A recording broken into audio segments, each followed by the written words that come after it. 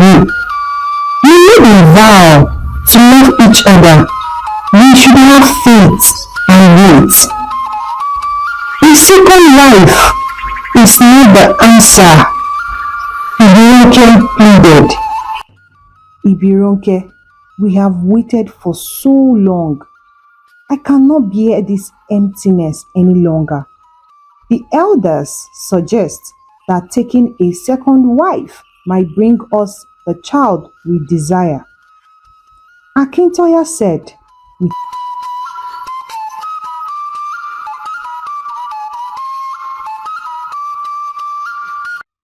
once upon a time, in the serene village of Ore, the air was always filled with the song of birds and the laughter of children.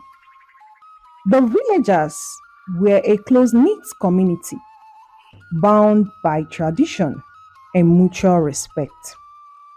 Among them, Akintayo was known as a diligent farmer, always the first to rise and the last to rest. His crops flourished under his care, earning him the admiration of his neighbors. He was tall and strong with kind eyes that always seemed to be smiling. Akintayo's life took a joyous turn when he married Ibironke, a woman whose beauty and grace were unparalleled in the village. Ibironke was not just beautiful, she was intelligent, compassionate, and always ready to help those in need. Their wedding was the talk of the village, a grand celebration that lasted 3 days and nights, filled with music, dance, and feasting. Together, Akintayo and Ibironke built a modest but happy home. They walked side by side in the field, shared stories under the starlight sky, and dreamed of a future they would build together. They often spoke of the children they hoped to have, imagining their laughter filling their home, their tiny feet running through the field. But as the years passed, their dreams of children remained unfulfilled. This absence began to cast a shadow over their happiness. The weight of childlessness bore down on Akintayo and Ibironke as the years passed. In Ore, children were not just seen as blessing, they were the essence of one's legacy, the continuation of one's lineage, and the guarantee of support in old age.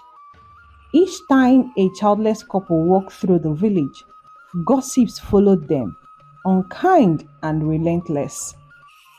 Every night, Akintoya would sit alone, staring in the darkness, his mind wandering with thoughts.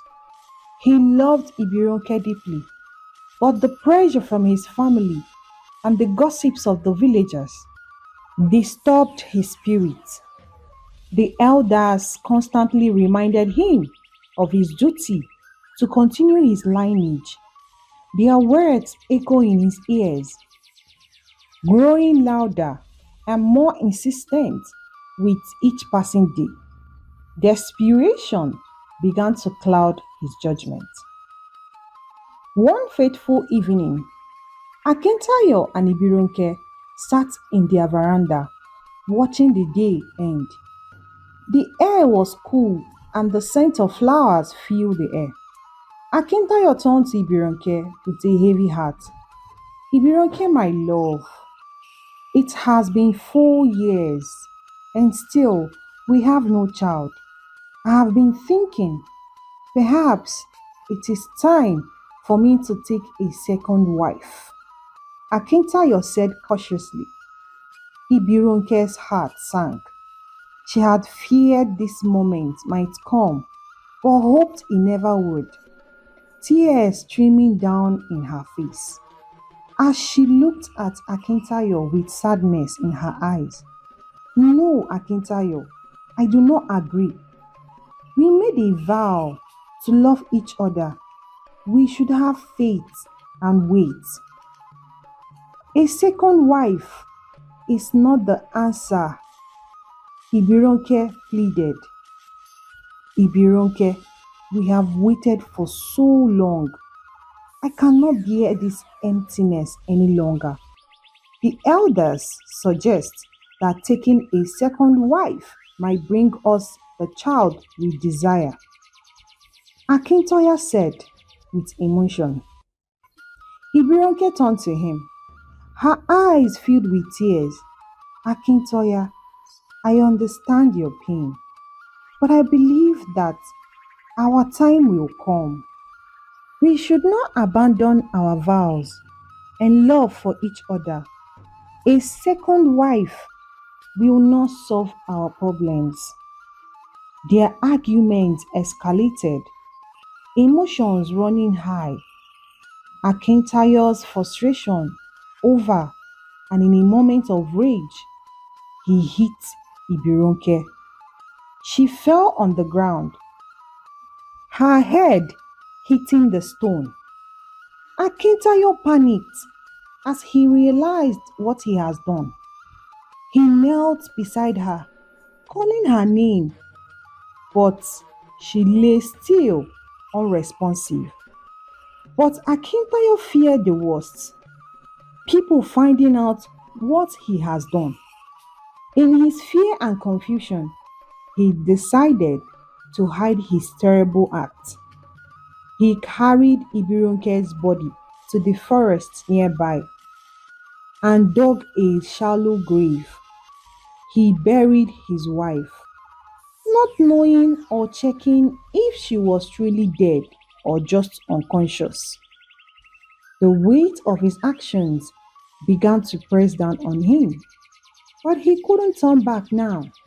The deed has been done. The next morning, the villagers woke to the news of Ibironke's disappearance. Akintayo, with a face of worry and confusion, told the villagers that Ibironke had gone to the market and never returned. The villagers organized search parties, searching the forest and nearby areas. But there were no trace of her. Days turned into weeks, and the search gradually ceased. People began to accept that Ibironke might never return. Akintayo's lie had worked, but the guilt bit at him, an ever-present reminder of his crime. He threw himself into his work, trying to forget the woman he had loved and lost due to his own stupidity. A year passed, and the wound of Ibironke's disappearance seems to have healed in the eyes of the villagers. Akintayo decided it was time to move on with his life. He began courting Bisi, a kind-hearted and beautiful maiden from the neighboring village. Bisi was gentle and caring, and soon the village buzzed with the news of Akintayo's upcoming wedding. Preparing for the wedding were in full swing. The village square were decorated with colorful clothes and flowers, and the aroma of delicious food filled the air. Akintayo seemed to have found happiness again, but deep inside, the guilt of his past lingered like a dark shadow. One evening, as the wedding drew near, Akintayo returned home late from his meeting with the village elders. He walked into his living room and immediately sensed something was wrong. The room was not as he left it in the morning. The chairs were rearranged, and Ibironke's favorite verse, which he had smashed in his anger, stood whole on the table. Akintayo's heart raced. He knew no one had been in the house. How could this be? He chalked it up to exhaustion and tried to dismiss it from his mind. But the strange occurrences continued. Every night, he heard whispers in the wind, and shadows seemed to move on their own. One morning, as he prepared to bathe, he poured water into the bucket for bathing, only to return and see that the water had turned to blood. He screamed, dropping the bucket and moving backward. His heart pounded in his chest, and his mind wandered in fear. He tried to convince himself it was a trick of the light, but deep down, he knew something was terribly wrong.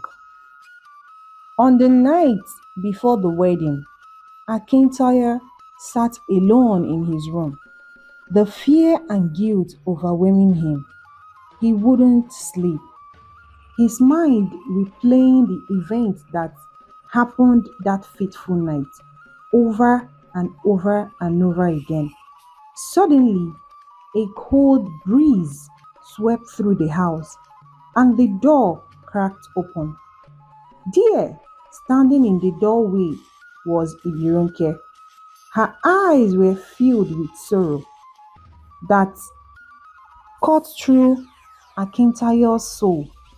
She looked as she did in life, but there was an otherworldly glow about her.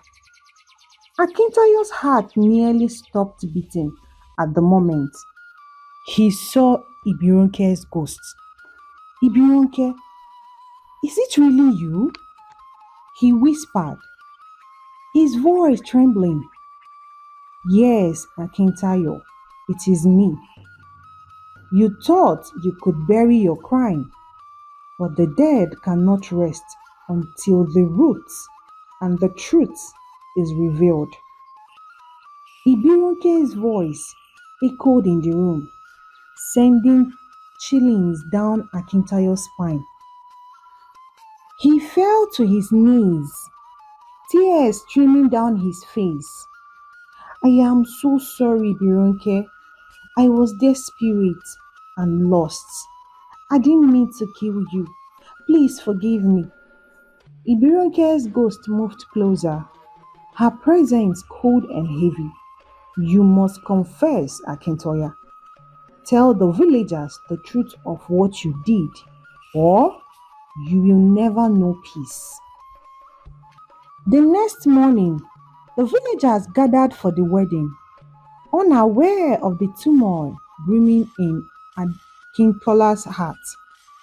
He stood before them, shaking, Ibironke's ghost by his side, invisible to all but him. With a trembling voice, he began to speak. My friends, my family, I have a confession to make. Akintola started, his voice barely audible. The crowd fell silent, sensing the gravity of the moment. A year ago, I did something terrible. In a fit of rage, I hit Ibironke and she fell and hit her head. In my fear and panic, I buried her in the forest, thinking she was dead. But I was wrong. I was wrong to hide it, and I'm so sorry. Everyone in the wedding reception looked shocked and horrified. Disbelief and anger filled the air. Akintola stood there, feeling the weight of every accusing stare, every whispered condemnation. He looked down at his feet, unable to meet the eyes of his fellow villagers. One of the elders stepped forward. His face was a mask of sorrow and anger. Akintayo, is this true? Did you truly kill your wife and hide her body? Akintoya nodded. Tears streamed down his face. Yes, it is true. I was overcome with anger and fear.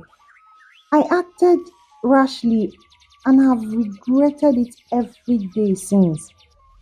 The villagers raised their voices, some demanding justice, others expressing their shock and sorrow. Akintayo remained silent, knowing that no words could undo the harm he had done. Chief Ade raised his hand, calling for silence. We must decide what to do. This is a grave crime and it cannot go unpunished. That night, Akintayo laid in his bed, the weight of his confession and the villagers' judgment heavy on his mind. Exhausted from the day's events, he soon fell into a deep sleep. As dawn broke, the villagers found Akintayo in his bed. He had passed away in his sleep, finally at peace with himself and the world. The story of Akintayo and Ibirunke became a cautionary tale in Ore, passed down through generations, and it teaches us that in a moment of anger, one can make decisions that have irreversible consequences. Akintayo's impulsive act of violence led to a chain of events that caused immense pain and suffering. It is important to control one's anger and act with a calm mind. Thank you guys for your consistent support on this channel. We appreciate. Don't forget to share the story to your loved ones. Subscribe, like. Thank you for watching.